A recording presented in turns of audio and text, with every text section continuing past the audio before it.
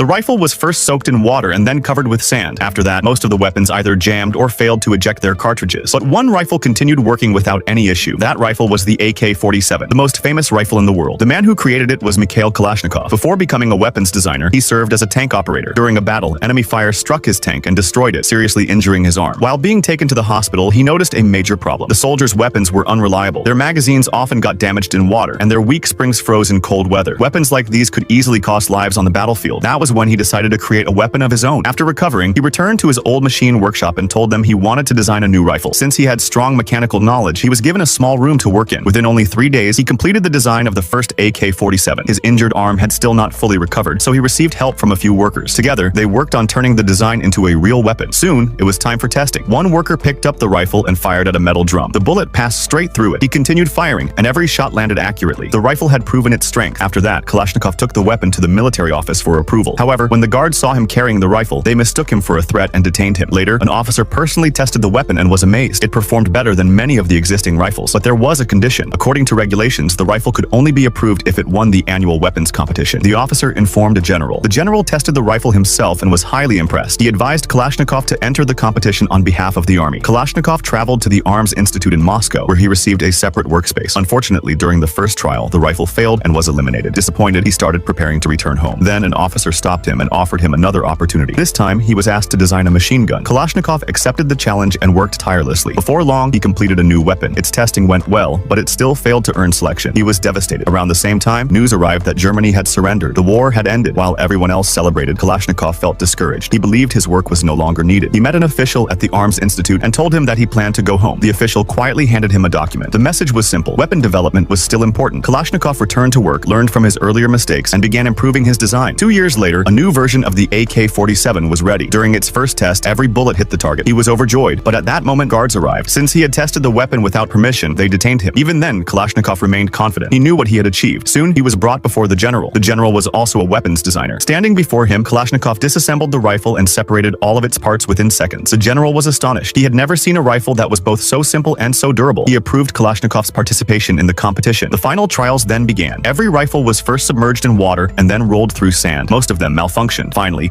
it was the AK-47's turn, and it continued firing without interruption. Every bullet hit its mark. Kalashnikov won the competition, and production of the AK-47 soon began. In 1949, during a military parade, he proudly watched soldiers carrying the rifle he had created. Although the AK-47 was never used in the war that inspired its development, it eventually spread across the world. It became not only one of the most widely used rifles ever made, but also one of the deadliest. But remember, weapons themselves are not responsible. The responsibility belongs to the people who use them.